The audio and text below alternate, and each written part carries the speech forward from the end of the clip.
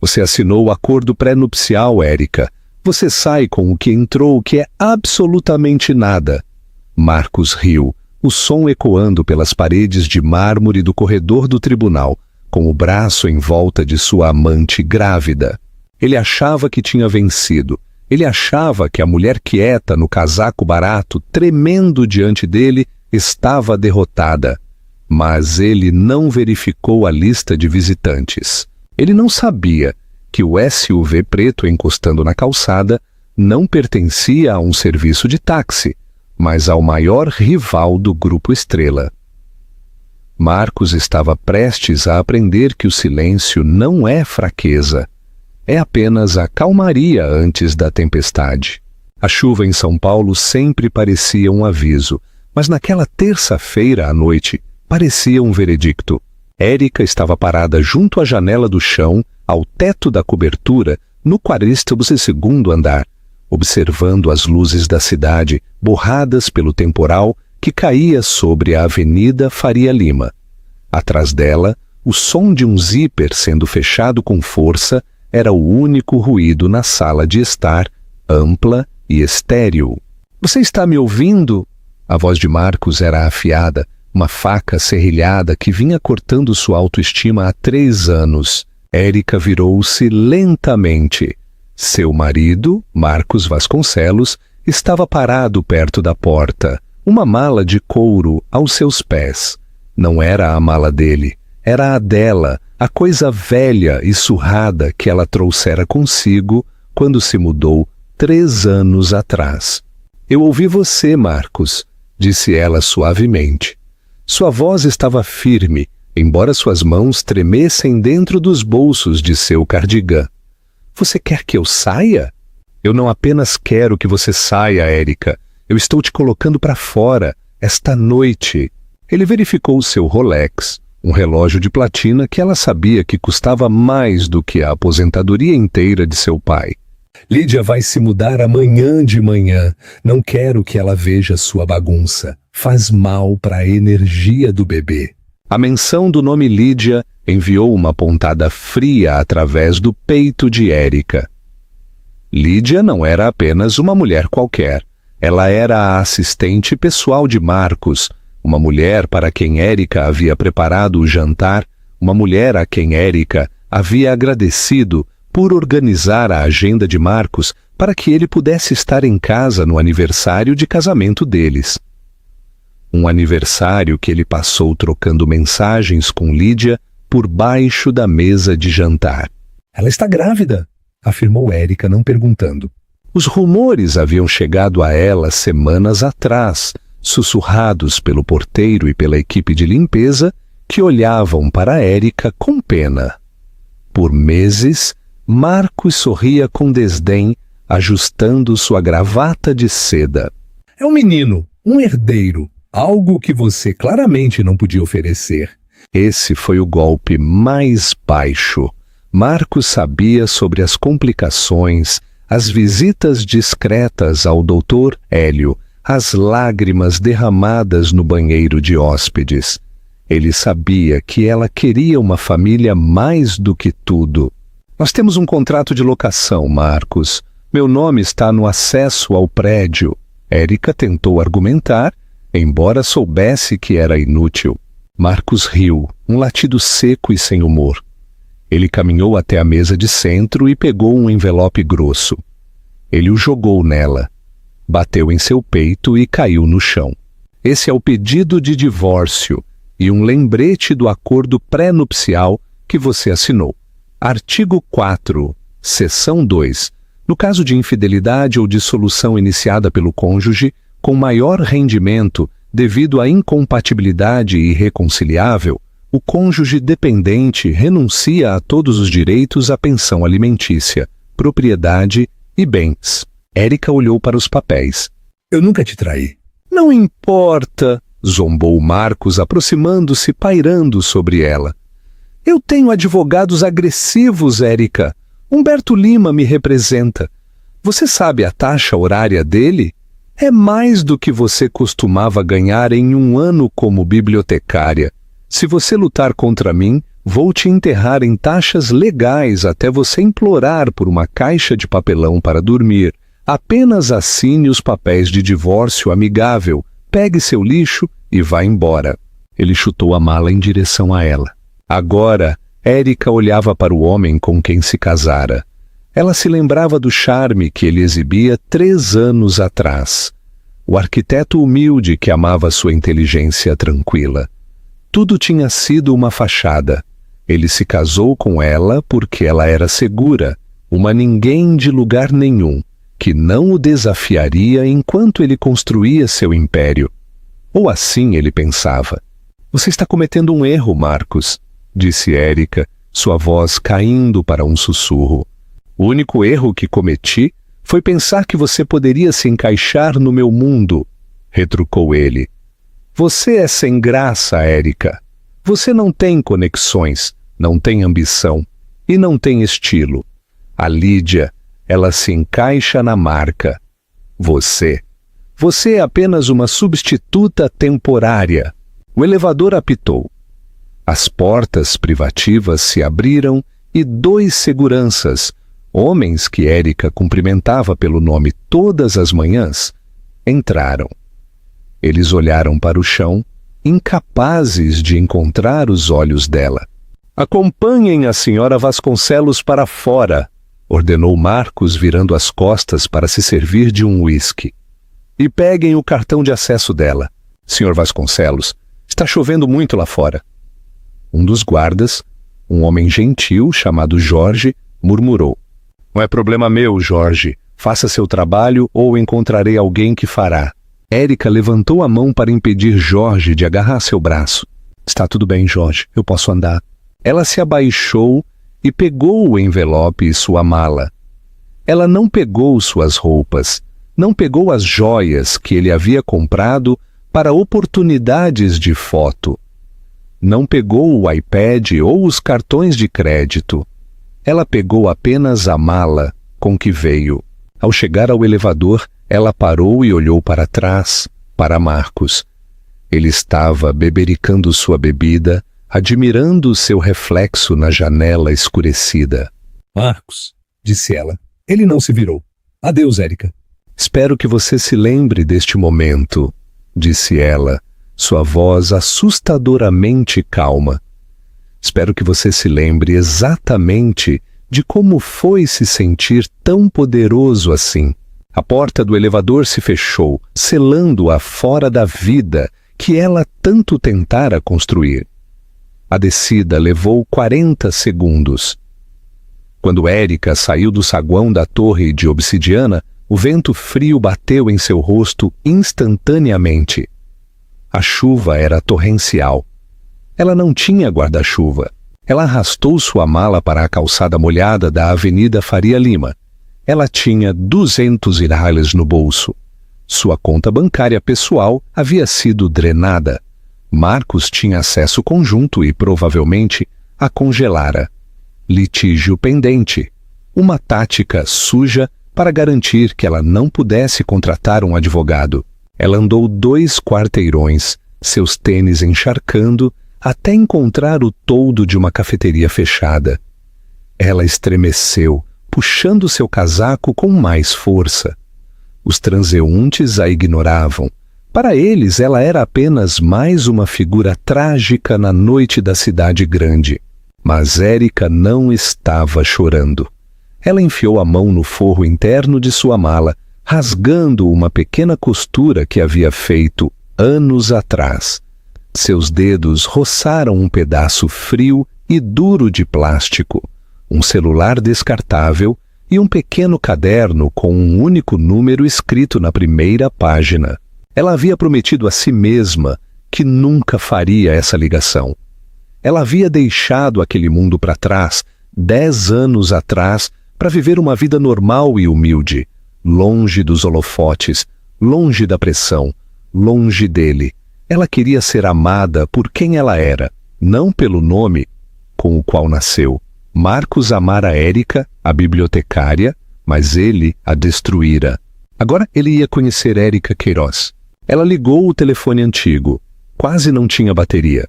Seus dedos, dormentes pelo frio, discaram o número. Tocou uma vez, 2 vezes.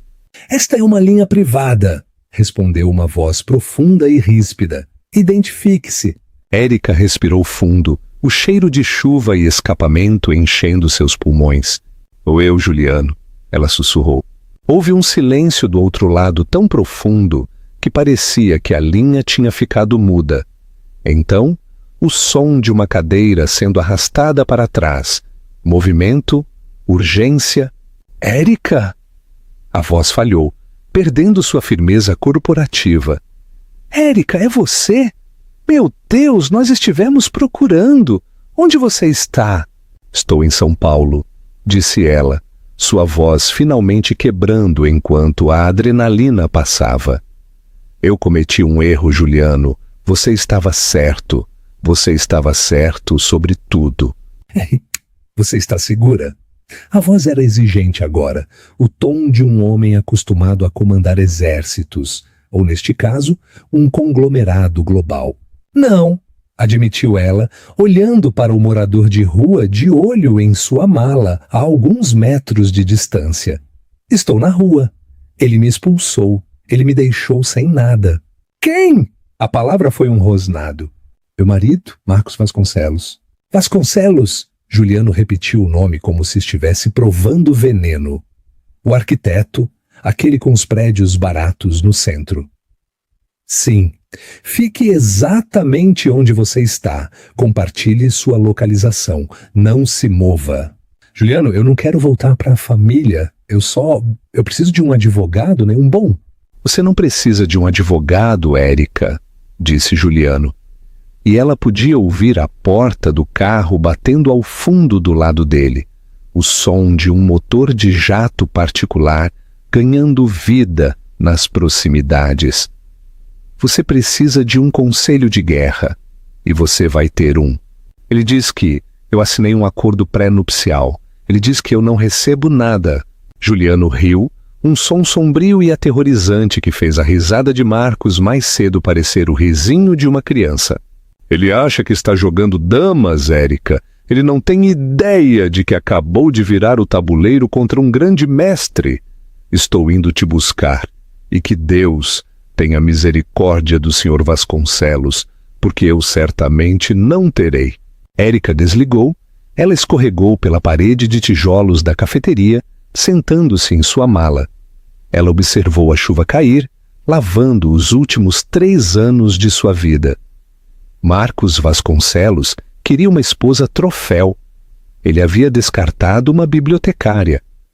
Mas ele acabara de declarar guerra à única herdeira do Império Tecnológico Queiroz, e seu irmão, o CEO mais implacável do país, já estava no ar.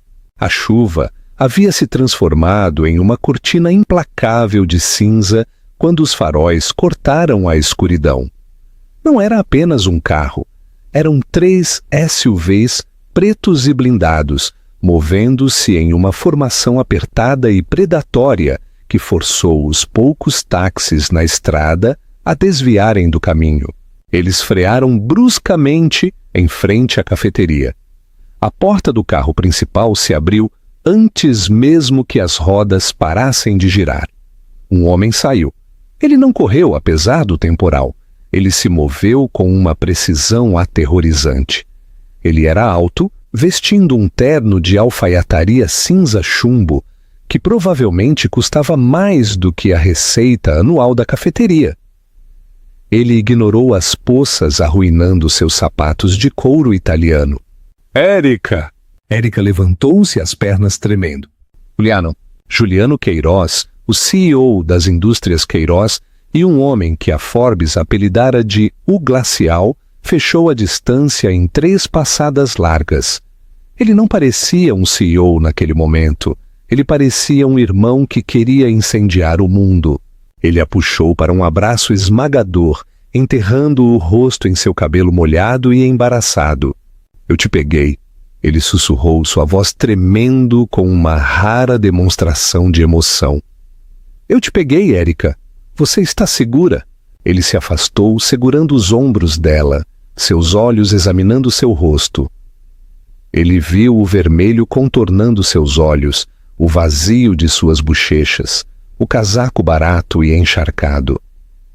Seu maxilar apertou tanto que um músculo saltou sob sua orelha. Ele te bateu? Juliano perguntou, sua voz perigosamente baixa.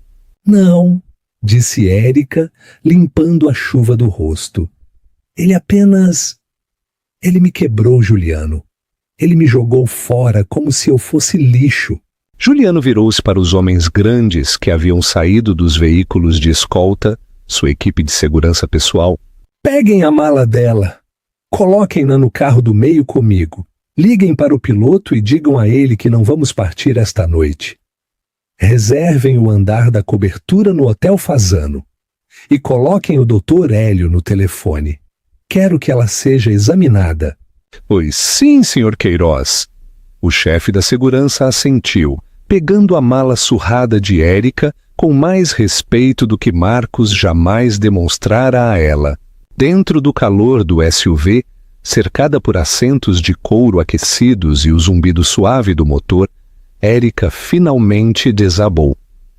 Ela chorou pelos 3 anos de mentiras, chorou pelo bebê que não conseguiu carregar e pelo marido que a culpava por isso. Ela chorou pela tola que tinha sido, pensando que poderia escapar da sombra de sua família e encontrar alguém que a amasse, não o seu dinheiro. Juliano sentou-se ao lado dela, segurando sua mão silenciosamente, deixando-a chorar. Ele não ofereceu clichês. Ele simplesmente lhe entregou um lenço de seda e esperou. Quando as lágrimas finalmente diminuíram, o carro estava se movendo suavemente pelas ruas de São Paulo. Eu te disse, sussurrou Érica, olhando pela janela. 10 anos atrás, eu te disse que queria ser normal. Mudei meu nome para Érica Vasconcelos. Bem, Érica Lopes antes disso. Eu queria uma vida onde as pessoas não olhassem para mim e vissem cifrões. E eu respeitei isso, disse Juliano suavemente. Mantive a família afastada. Deixei você morar naquele apartamento. Deixei você trabalhar na biblioteca. Eu até fiz nossa equipe de segurança recuar para que você não se sentisse vigiada. Ele fez uma pausa, o aperto em sua mão aumentando. Mas eu nunca parei de verificar os relatórios de antecedentes. Eu sabia sobre a amante, Érica. Érica virou a cabeça rapidamente. Você sabia? Por 2 meses. Eu tenho um dossiê sobre Lídia Cruz que tem 7 centímetros de espessura. Eu estava esperando você ver. Eu não podia interferir sem quebrar nosso acordo. Mas quando meu alerta de segurança disparou informando que seu telefone foi reativado, eu sabia que tinha acabado. Ele enfiou a mão no bolso do assento à sua frente. Puxou um tablet. Tocou na tela e entregou a ela. Era um feed ao vivo do mercado de ações focado em um setor específico: imobiliário e construção civil. Marcos acha que é um peixe grande em São Paulo, disse Juliano, sua voz retornando àquela firmeza corporativa fria. Ele acabou de conseguir o contrato para o novo estádio municipal, certo? Foi isso que lhe deu a confiança para te largar hoje. Ele acha que é intocável agora. Érica assentiu. Ele disse que era seu bilhete dourado. Não é um bilhete, é uma forca, corrigiu Juliano. Ele alavancou tudo para conseguir esse contrato. A liquidez dele é inexistente. Ele está flutuando em empréstimos, principalmente do Banco Primeiro de São Paulo. Érica olhou para ele, a confusão nublando seus olhos cansados. Como você sabe de tudo isso? Juliano ofereceu um sorriso fino e cruel. Por quê, irmãzinha? As indústrias Queiroz adquiriram o Banco Primeiro de São Paulo esta tarde. A papelada foi concluída 10 minutos antes de eu te pegar. Érica engasgou. Você comprou o banco dele? Eu comprei a dívida dele, corrigiu Juliano. Eu sou dono da hipoteca dele. Eu sou dono dos empréstimos empresariais dele. Eu sou dono dos cartões de crédito que ele usa para comprar as joias daquela amante. Tecnicamente, a partir desta noite, eu sou dono dele. O carro parou em frente ao hotel. O porteiro correu para abrir as portas. Então, disse Juliano, ajudando-a a sair. Temos duas opções. Opção A. Eu executo a dívida dele amanhã, arruíno o crédito dele e o deixo na miséria até o almoço. É rápido, é eficiente. Érica parou na calçada. A chuva não a tocava mais sob o guarda-chuva segurado por um guarda. Ela pensou na risada de Marcos. Ela pensou na maneira como ele olhou para o relógio enquanto a expulsava. Ela pensou em Lídia se mudando para sua casa, tocando suas coisas. Não, disse Érica, sua voz endurecendo. Isso é muito fácil. Ele precisa sentir, ele precisa ficar em um tribunal e pensar que está ganhando, só para que possamos ver a esperança deixar seus olhos. Juliano sorriu e pela primeira vez pareceu verdadeiramente feliz. Opção B, então. A queima lenta. Vamos te dar um banho quente e uma refeição. Amanhã, vamos às compras. Se você vai para a guerra, Érica, você precisa parecer uma Queiroz. 3 dias depois, Marcos Vasconcelos estava no centro de sua sala de estar, com uma taça de champanhe na mão. A chuva havia parado e o horizonte de São Paulo estava brilhando. Amor, você acha que este sofá cinza funciona? Lídia gritou. Ela já estava redecorando. As poltronas vintage aconchegantes de Érica haviam desaparecido, substituídas por móveis italianos modernos e angulosos que pareciam desconfortáveis, mas caros. O que você quiser, Lídia, disse Marcos, caminhando para beijar a testa dela. Você é a dona da casa agora. Eu só não quero nenhuma das vibrações ruins dela sobrando. Lídia fez beicinho, esfregando sua ligeira barriga de grávida. Ela já assinou os papéis? Ela vai, zombou Marcos. Ela não tem dinheiro, não tem família e não tem para onde ir. Ela provavelmente está dormindo em um abrigo. Ela vai assinar só para receber a assistência de realocação de 15 mil dólares que eu generosamente ofereci. O interfone tocou. Senhor Vasconcelos, a voz do concierge surgiu. O senhor foi notificado. Marcos franziu a testa. Pode subir. Poucos minutos depois, um oficial de justiça lhe entregou uma pilha grossa de documentos. Marcos os abriu esperando os papéis de divórcio amigável assinados. Em vez disso, viu letras pretas em negrito no topo. Aviso de divórcio litigioso e contraprocesso por danos. Ele examinou o documento, seu rosto ficando vermelho. Ela está contestando? Sob quais fundamentos? Angústia emocional? Oh, fraude! Ele riu jogando os papéis sobre a nova mesa de vidro. Ela está delirante. Ela contratou algum advogado de porta de cadeia para me assustar. Ele pegou o telefone e discou para Humberto Lima. Humberto, minha ex está tentando revidar. Eu vi o processo eletronicamente, Marcos. A voz de Humberto era suave, entediada. É adorável. Eles entraram com o pedido no Tribunal de Justiça de São Paulo. A audiência está marcada para sexta-feira.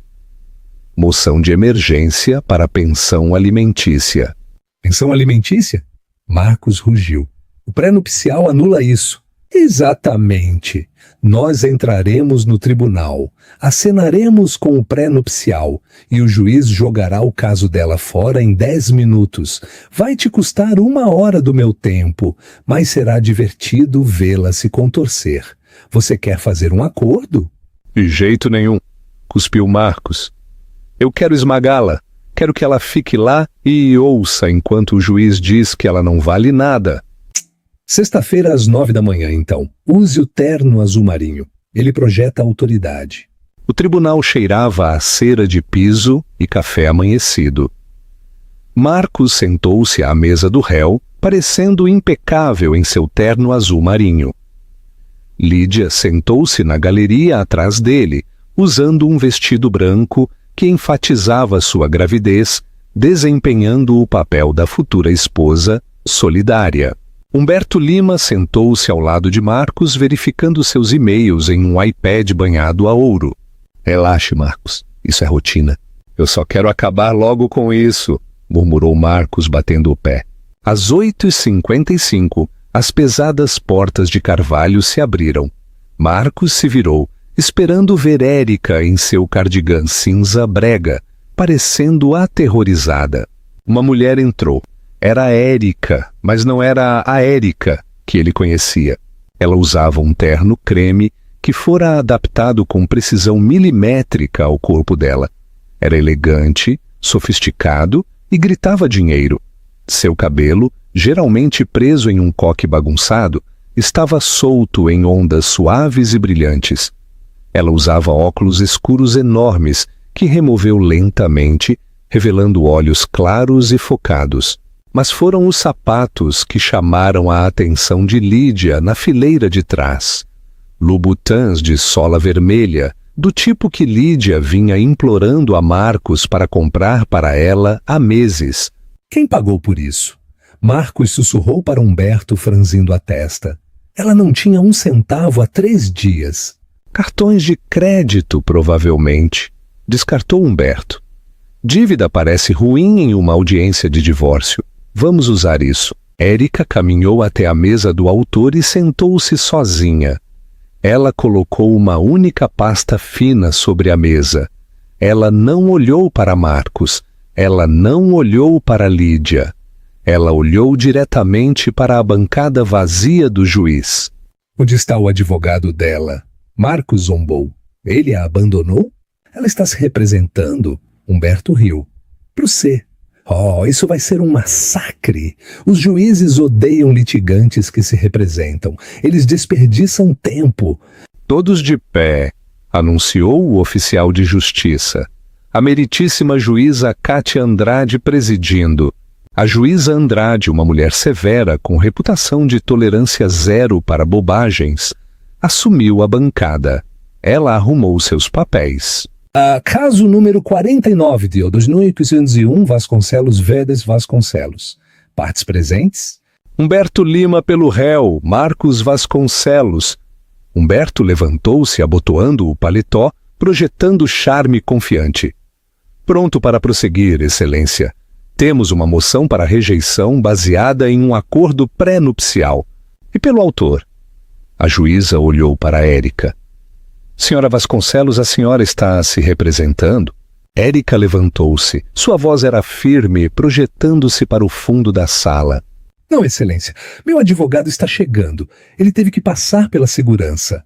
O tribunal começa às 9h, senhora Vasconcelos. A juíza retrucou. Se ele não estiver aqui em... Pai. As portas duplas no fundo do tribunal se abriram com força. A sala ficou em silêncio. Caminhando pelo corredor central, estava uma falange de 5 advogados em ternos pretos combinando. Eles se moviam em perfeita sincronia, carregando pastas que pareciam caixas de armas. Liderando-os estava um homem que sugou o oxigênio da sala. Ele era alto, imponente, com um maxilar que poderia cortar vidro. Ele usava um terno de 3 peças que fazia a roupa cara de Humberto Lima parecer que veio de uma liquidação. Marcos sentiu um calafrio percorrer sua espinha. Ele reconheceu aquele rosto. Todo mundo no mundo dos negócios reconhecia aquele rosto. Estava na capa da Forbes Brasil no mês passado. Era Juliano Queiroz, o CEO bilionário do conglomerado Queiroz, um dos homens mais poderosos do Brasil. O cérebro de Marcos entrou em curto-circuito. Por que Juliano Queiroz está aqui? Ele comprou o tribunal? Juliano não parou na galeria. Ele caminhou direto pelo portão giratório, passou por Marcos, ignorando-o como se fosse um móvel, e parou ao lado de Érica. Ele colocou a mão no ombro dela, um gesto de absoluta proteção e domínio. Juliano Queiroz, anunciou ele, sua voz profunda e ressonante, enchendo o tribunal sem microfone. Representando a autora, Érica Queiroz. Um suspiro percorreu o tribunal. O estenógrafo parou de digitar. Até a juíza Andrade olhou por cima dos óculos, suas sobrancelhas se erguendo. Queiroz, sussurrou Marcos, seu rosto drenando de cor. Ele olhou para Humberto. Por que ele a chamou de Queiroz? Humberto Lima não estava mais verificando seu e-mail. Ele estava olhando para Juliano com a expressão de um homem que percebe que trouxe uma faca para uma guerra nuclear. Suas mãos estavam realmente tremendo. Excelência, gaguejou Humberto levantando-se, seu charme suave evaporando. Eu não sabia que o Sr. Queiroz era um advogado licenciado neste estado, ou licenciado em Nova York, Londres e São Paulo, disse Juliano friamente, sem nem olhar para Humberto. Ele tirou um documento de sua pasta e o deslizou em direção à juíza. Minhas credenciais, Excelência, e meu aviso de comparecimento. Juliano virou-se lentamente para encarar Marcos. Seus olhos eram frios, mortos e aterrorizantes. E apenas para constar, acrescentou Juliano, dirigindo-se à sala, mas travando os olhos em Marcos. O nome da autora não é Vasconcelos. Ela reverteu ao seu nome de solteira. Acredito que o réu o conheça. Ou talvez... Juliano sorriu, um tubarão mostrando os dentes. Ele nunca se deu ao trabalho de perguntar quem sua esposa realmente era. Marcos afundou na cadeira. Ele olhou para Érica. Realmente olhou para ela. E pela primeira vez ele viu a semelhança. O mesmo nariz, o mesmo queixo afiado. Ele não tinha se casado com uma ninguém. Ele tinha se casado com a herdeira de um império que ele só poderia sonhar em tocar. E ele tinha acabado de dizer a ela para sair sem nada. Pronto para prosseguir, Excelência, disse Juliano. O silêncio no tribunal era absoluto. Era o tipo de silêncio geralmente reservado para funerais ou o momento em que um veredicto é lido. Humberto Lima, um homem que cobrava 3.000 barreais por hora e se orgulhava de nunca ser surpreendido, estava olhando para seu iPad como se ele tivesse acabado de mordê-lo. Ele tocava freneticamente na tela, procurando por Érica Queiroz. Quando os resultados da pesquisa carregaram, seu rosto foi de pálido para fantasmagórico.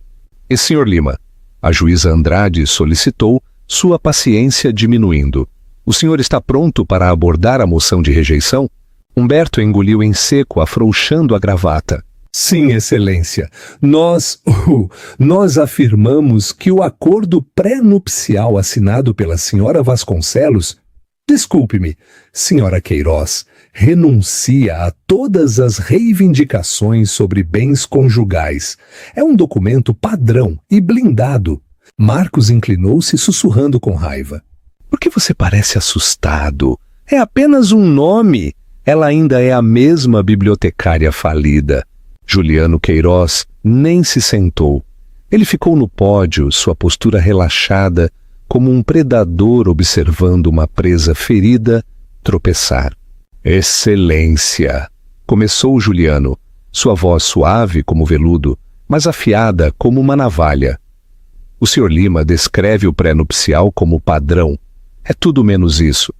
É um documento draconiano projetado para explorar um cônjuge com menos poder percebido. No entanto, não estamos aqui para discutir a justiça do pré-nupcial. Marcos sorriu. Bom, pensou ele sabe que não pode vencer o contrato. Estamos aqui, continuou Juliano, para aplicá-lo. As sobrancelhas de Marcos franziram. Aplicá-lo? Juliano abriu um fichário de couro. Artigo 6, seção B do acordo, declara que ambas as partes mantêm a propriedade exclusiva de quaisquer ativos mantidos antes do casamento, bem como qualquer valorização desses ativos. Isso está correto, Sr. Lima? Sim. disse Humberto, confuso. Isso protege a empresa de Marcos. Protege? Juliano sorriu. Porque também protege os ativos de Érica, e como minha cliente é beneficiária do Fundo Fiduciário Queiroz, estabelecido quando ela tinha 18 anos, seus ativos pessoais no momento da assinatura deste pré-nupcial eram de aproximadamente... Juliano puxou uma folha de papel e fingiu apertar os olhos para ela. 2 bilhões de reais. O tribunal engasgou. Um repórter na última fila começou a digitar furiosamente em seu telefone. Marcos sentiu o sangue deixar sua cabeça. Ele agarrou a mesa. Isso é mentira, ele sibilou. Ela trabalhava em uma biblioteca. Ela usava roupas de brechó. Ela vive modestamente, disse Juliano sem olhar para Marcos. Algumas pessoas não precisam gritar sobre sua riqueza para saber que a têm. Ao contrário de outras. Juliano virou uma página. Agora, é aqui que fica interessante para o Sr. Vasconcelos. O pré-nupcial também contém uma cláusula de divulgação total da situação financeira. Ambas as partes juraram que divulgaram todos os ativos e dívidas no momento da assinatura. Se uma parte mentiu, o acordo é anulável a critério da parte prejudicada. Eu divulguei tudo! Marcos gritou levantando-se. Sente-se, Sr. Vasconcelos, a juíza Andrade ladrou. Divulgou? Juliano perguntou calmamente. Ele sinalizou para um de seus advogados associados, que entregou uma pilha grossa de documentos ao oficial de justiça para dar à juíza e à defesa. 3 anos atrás, Sr. Vasconcelos, o senhor alegou que sua empresa, Arquitetura Vasconcelos, era solvente. O senhor alegou a propriedade da cobertura da Torre Obsidiana. Mas esses registros bancários intimados esta manhã mostram que a cobertura era, na verdade, mantida por uma empresa de fachada nas Ilhas Cayman, que estava tecnicamente insolvente na época devido a um projeto de hotel fracassado em Balneário Camboriú, um projeto que o senhor convenientemente deixou de fora de seus formulários de divulgação. Humberto Lima estava folheando os documentos, suando. Objeção, relevância? É, e a relevância, disse Juliano, sua voz endurecendo.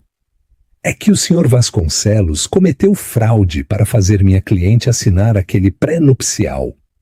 Ele precisava que ela acreditasse que ele era estável. Ele não era. Ele estava se afogando em dívidas já naquela época.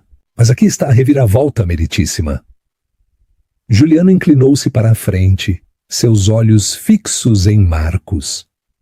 Como o Sr. Vasconcelos cometeu fraude, poderíamos anular o pré-nupcial. Mas não vamos. Nós escolhemos aplicar a cláusula de penalidade. Artigo 9. Se for descoberto que uma das partes ocultou dívidas superiores a 500 mil, ela perde 50% de sua valorização conjugal para o outro cônjuge como penalidade. Juliano fez uma pausa para efeito. A empresa do Sr. Vasconcelos cresceu em valor nos últimos 3 anos, principalmente devido ao contrato do estádio municipal que ele acabou de ganhar. Um contrato que ele ganhou usando projetos que, nós provaremos, foram fortemente influenciados pela contribuição não creditada de minha cliente. Ela é uma bibliotecária! Marcos gritou, perdendo o controle. Ela não sabe nada sobre arquitetura. Érica levantou-se então. Ela não precisava da ajuda de Juliano para isso. Ela olhou Marcos nos olhos. Quem corrigiu os cálculos de carga no rascunho da ala oeste, Marcos? Ela perguntou suavemente. Quem sugeriu o uso de madeira laminada cruzada para diminuir a pegada de carbono, que é a única razão pela qual a prefeitura aprovou sua proposta? Você estava bêbado de uísque naquela noite. Eu sentei no seu computador e consertei sua bagunça. A boca de Marcos se abriu, mas nenhum som saiu. Ele se lembrava. Lembrava-se de acordar e encontrar o trabalho feito presumindo que o tivesse feito durante um apagão. Ele nunca perguntou, ele apenas assumiu o crédito. Estamos congelando os ativos do Sr. Vasconcelos, aguardando uma auditoria de sua verdadeira situação financeira, concluiu Juliano. E estamos processando por 50% da arquitetura Vasconcelos, mais taxas legais. E como minha taxa horária é significativamente mais alta que a do Sr. Lima, essa será uma conta cara. A juíza Andrade olhou para as evidências. Ela olhou para Marcos, que agora tremia. A moção de rejeição negada. A juíza decidiu batendo o martelo.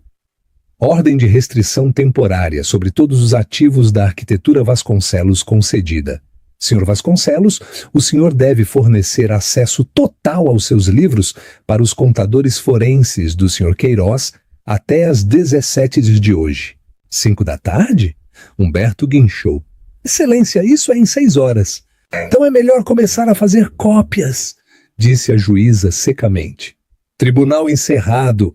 A saída do tribunal foi um corredor polonês. A imprensa já tinha sentido o cheiro do nome Queiroz. Câmeras disparavam. Perguntas eram gritadas.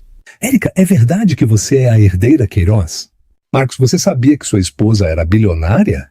Sr. Queiroz, o senhor vai comprar o time do Corinthians?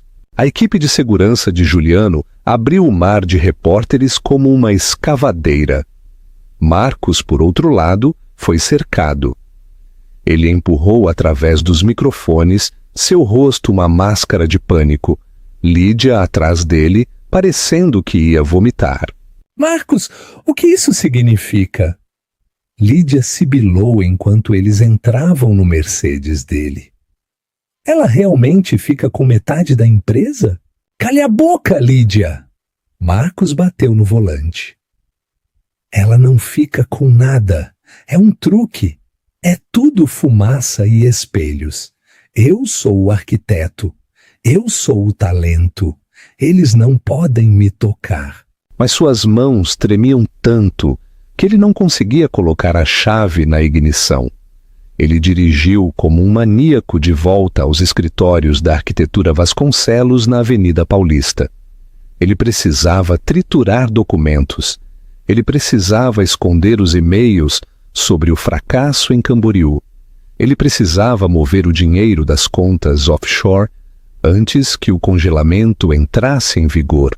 Ele invadiu o saguão de sua firma, esperando o zumbido habitual de atividade, as recepcionistas o cumprimentando, os estagiários correndo com café. Em vez disso, o saguão estava em silêncio mortal. No centro da sala estavam 4 pessoas em ternos escuros usando crachás de identificação. Eles estavam encaixotando arquivos. O que é isso? Marcos rugiu, passando pela recepcionista. Quem são vocês? Uma mulher com cabelo grisalho curto deu um passo à frente. Sr. Vasconcelos, sou a agente Melo da Divisão de Auditoria Forense. Estamos aqui em nome do administrador judicial nomeado pelo tribunal. Administrador, eu sou o dono deste prédio. Não mais, senhor, disse a agente Melo calmamente. O banco executou seus empréstimos, especificamente a hipoteca comercial desta propriedade e a linha de crédito que o senhor usou para a folha de pagamento. O banco não pode fazer isso sem 30 dias de aviso prévio. Eles podem se houver uma mudança material adversa na situação financeira do mutuário, respondeu a agente. A ordem de congelamento emitida pela juíza Andrade há 1 hora constitui uma mudança material. O Banco I de São Paulo está exercendo seu direito ao reembolso imediato. Marcos congelou. Banco I de São Paulo. A voz de Juliano ecoou em sua memória. As indústrias Queiroz adquiriram o Banco I de São Paulo esta tarde. Ele tinha caminhado direto para a armadilha. Juliano não o tinha apenas processado. Ele havia comprado o chão em que Marcos pisava e agora o estava puxando debaixo dele. Marcos, Ele se virou para ver seu CFO, Davi, saindo de seu escritório com uma caixa de itens pessoais. Davi parecia pálido. Davi, diga a eles que temos as reservas de caixa. Nós não temos, Marcos, disse Davi, evitando seus olhos. Você gastou as reservas nas reformas da nova cobertura e no anel de noivado para a Senhora Cruz. Lídia, que acabara de entrar, congelou. Todos olharam para o enorme diamante em seu dedo. De repente, não parecia um símbolo de amor. Parecia evidência roubada. Estou me demitindo, Marcos, disse Davi calmamente. Eu não posso fazer parte de uma investigação de fraude. Eu tenho uma família. Seu covarde! Marcos gritou. Eu te fiz. Você nos usou, corrigiu Davi. Ele saiu pela porta. Marcos correu para seu escritório, mas a porta estava trancada. Um segurança, um dos novos que Juliano provavelmente enviara, bloqueou seu caminho. Acesso negado, Sr. Vasconcelos. Este é o meu escritório. Não até que a auditoria esteja completa, senhor. Por favor, acompanhe-se para fora, ou teremos que ajudá-lo. Marcos recuou no peito arfando. Ele olhou ao redor do escritório de plano aberto.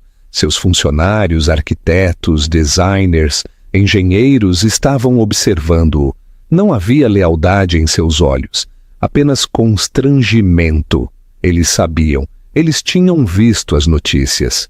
Eles sabiam que seu chefe havia expulsado sua esposa apenas para descobrir que ela poderia comprá-lo e vendê-lo 10 vezes. Ele se virou para Lídia. Ela estava parada perto do elevador, digitando furiosamente. Lídia, vamos para a casa do lago. Vamos dar um jeito nisso. Lídia olhou para cima. Sua expressão havia mudado.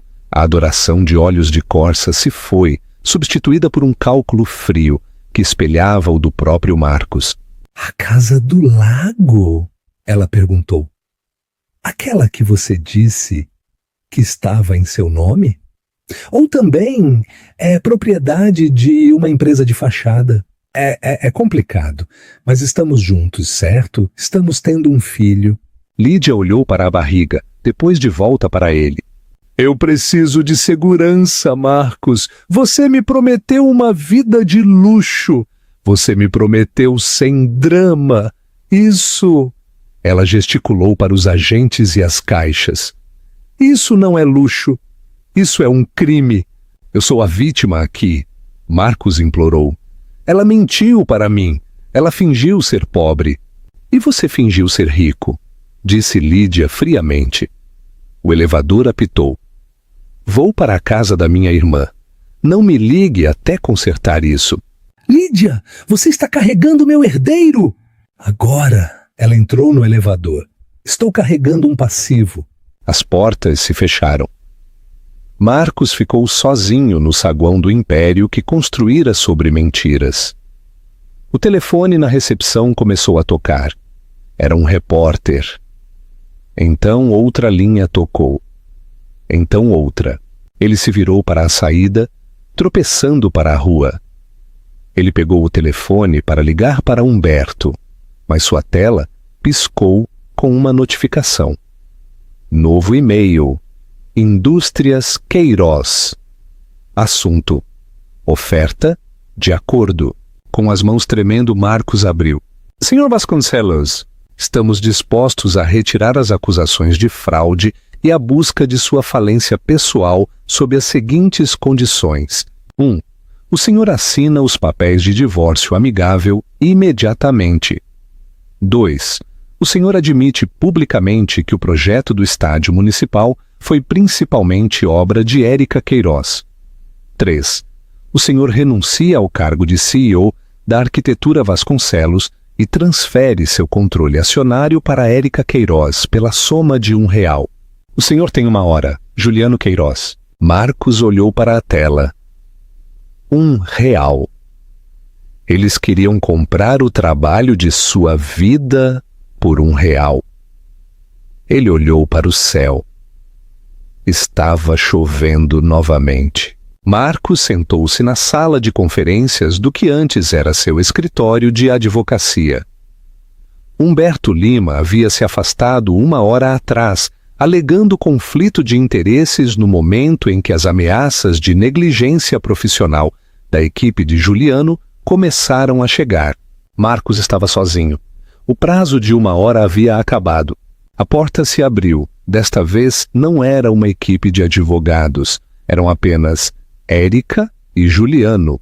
Érica caminhou até a cabeceira da mesa. Ela colocou um único documento nítido na superfície edimógno.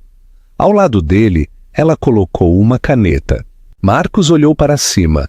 Seus olhos estavam vermelhos, sua gravata afrouxada, seu terno caro amassado. Ele parecia 10 anos mais velho do que naquela manhã. Érica, ele coachou. Nós podemos resolver isso, por favor. Você me amou uma vez. Érica olhou para ele, sua expressão ilegível. Não era ódio, não era raiva, era pena. E isso machucou Marcos mais do que qualquer grito poderia. Eu amei o homem que pensei que você fosse, Marcos, disse ela suavemente. Eu amei o homem que me disse que queria construir coisas que durassem.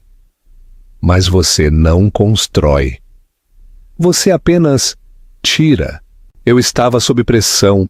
Marcos implorou, levantando-se, as mãos tremendo. O mercado estava quebrando. Eu precisava do negócio do estádio para nos salvar. Eu fiz isso por nós. Não minta! Juliano cortou. Sua voz como um estalo de chicote. Ele permaneceu de pé perto da porta, uma sentinela silenciosa. Não insulte a inteligência dela. Você fez isso pelo seu ego. Você fez isso para poder comprar um barco maior e substituir sua esposa por uma modelo mais jovem. Marcos afundou de volta. Eu assinar isso, não terei nada. Minha reputação será destruída. Nunca mais trabalharei nesta cidade. Sua reputação já está destruída, disse Érica. O ciclo de notícias é rápido, Marcos. O Twitter já está em alta com Mensar Fraude Vasconcelos. O Instituto de Arquitetos do Brasil suspendeu sua licença aguardando uma investigação.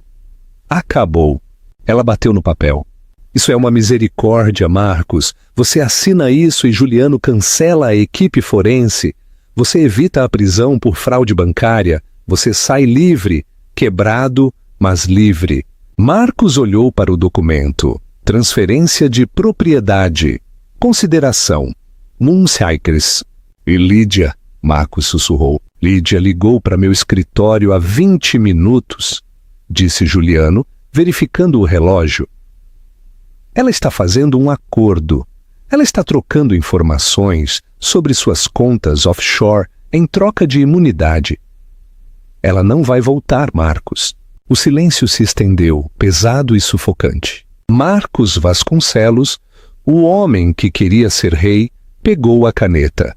Sua mão tremia tão violentamente que a tinta borrou na página. Ele assinou. Ele empurrou o papel em direção a Érica. Érica enfiou a mão no bolso. Ela tirou uma nota de R$1 amassada. Era velha, macia pelo uso. Aqui, disse ela, deslizando-a pela mesa. Marcos olhou para a nota de R$1. A efígie da República olhou de volta. Pegue, ordenou Érica. Marcos estendeu a mão e pegou a nota. Parecia papel queimando em sua mão. Saia, disse Juliano. Marcos levantou-se.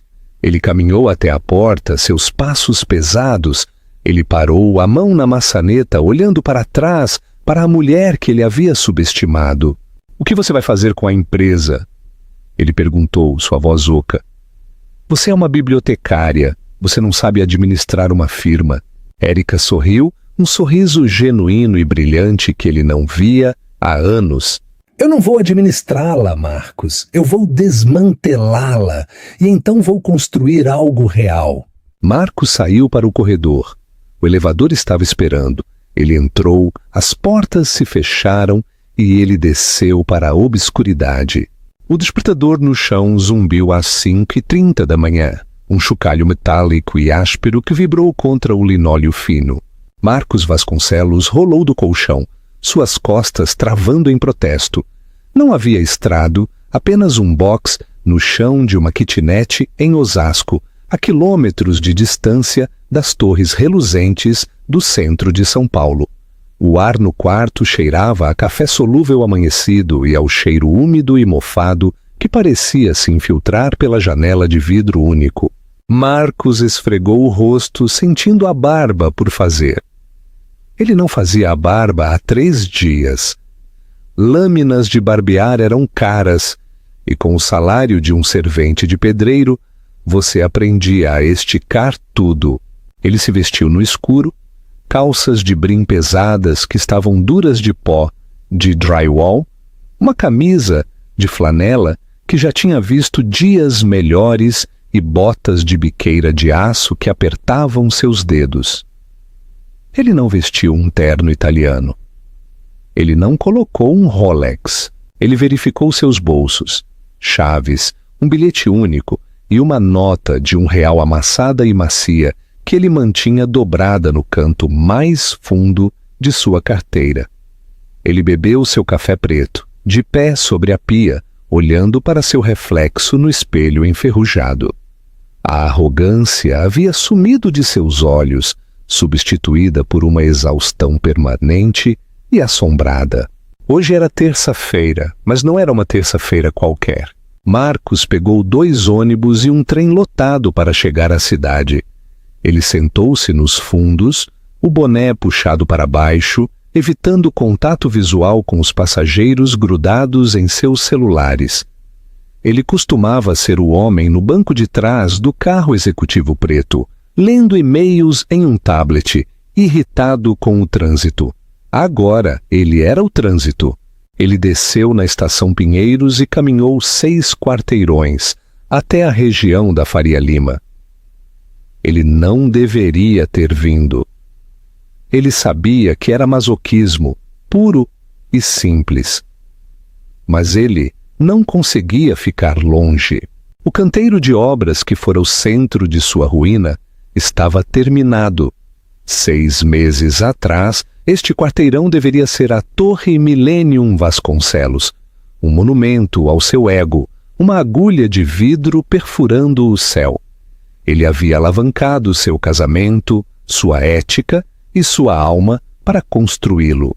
Agora, enquanto ele estava do outro lado da rua, encolhido em seu casaco, contra o vento cortante do outono, ele via no que aquilo havia se tornado. A estrutura era mais baixa, mais quente.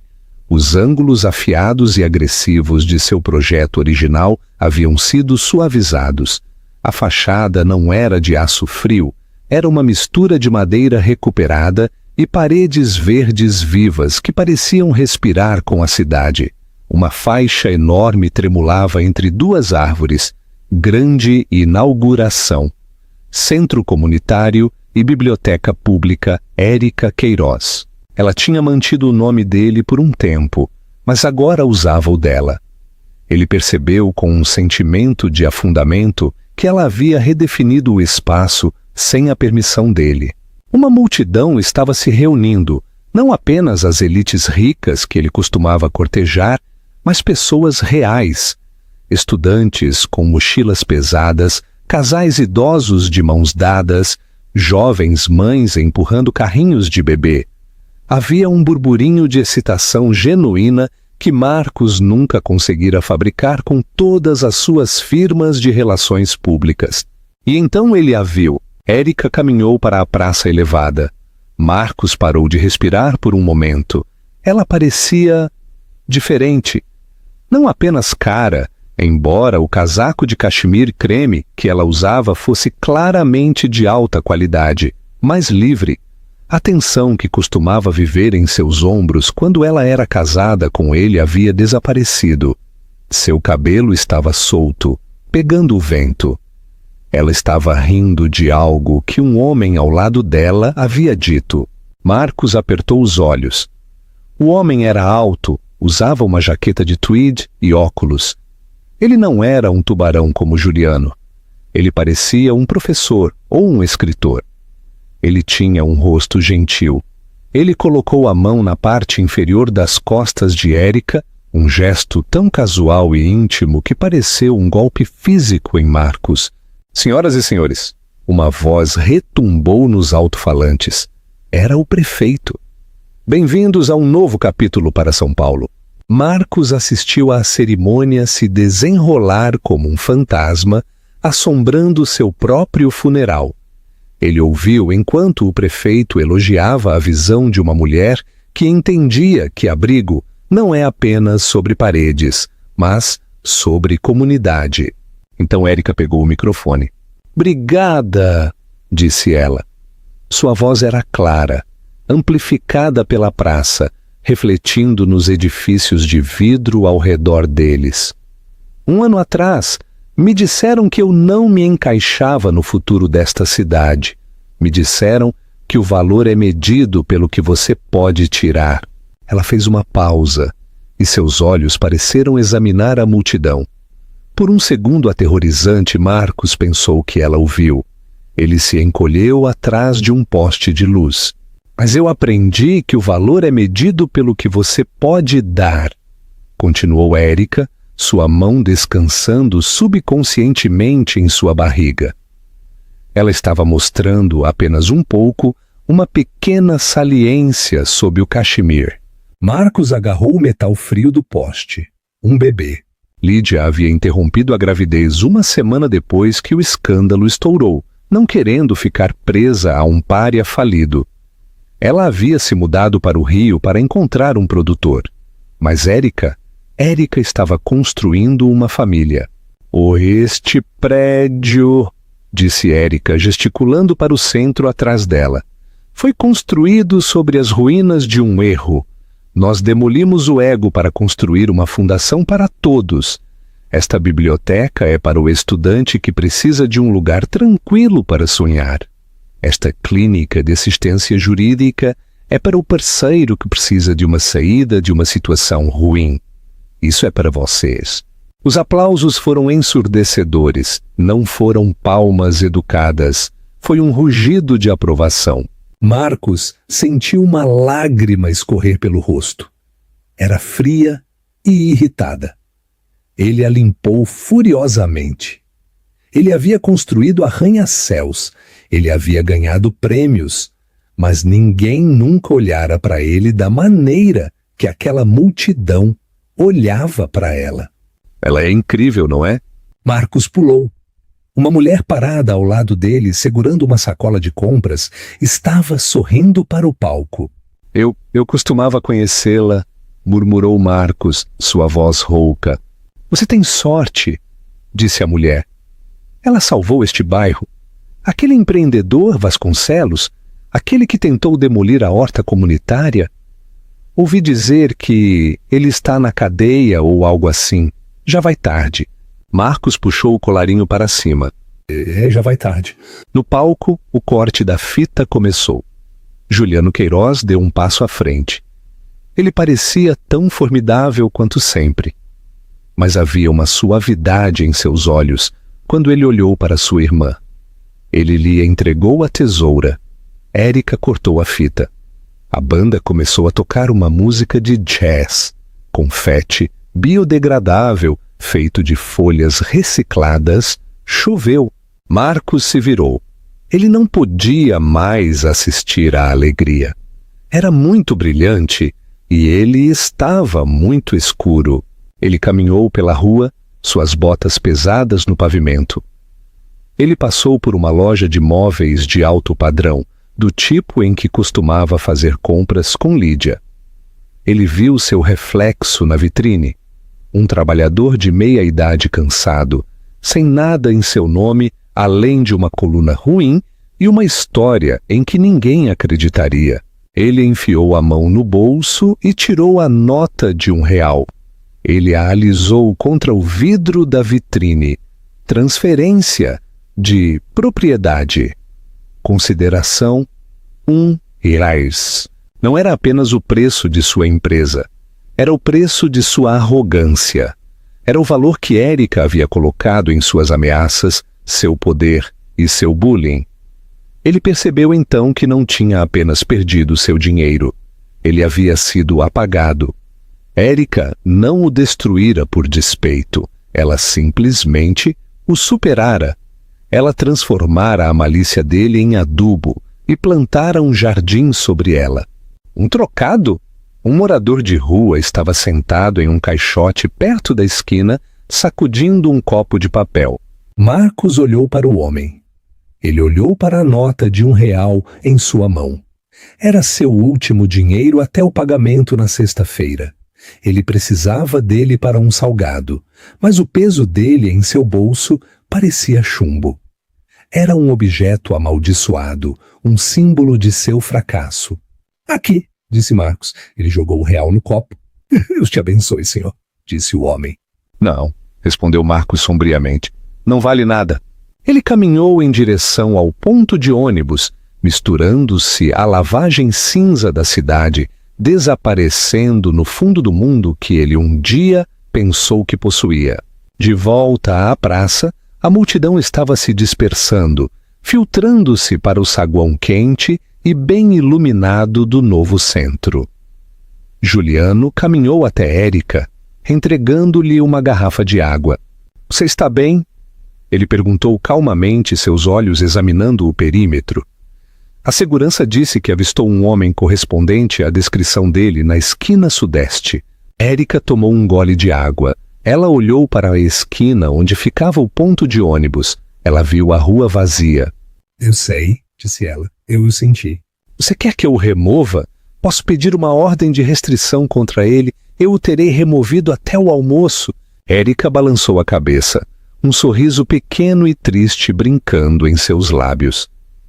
Ela se virou para olhar para Léo, que estava atualmente mostrando a um grupo de crianças a entrada da sala de leitura infantil. — Não, Juliano, disse ela. Deixe-o assistir.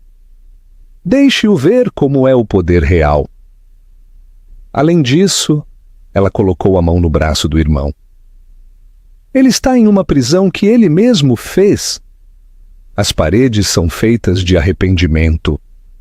E não há condicional para isso. Juliano assentiu lentamente.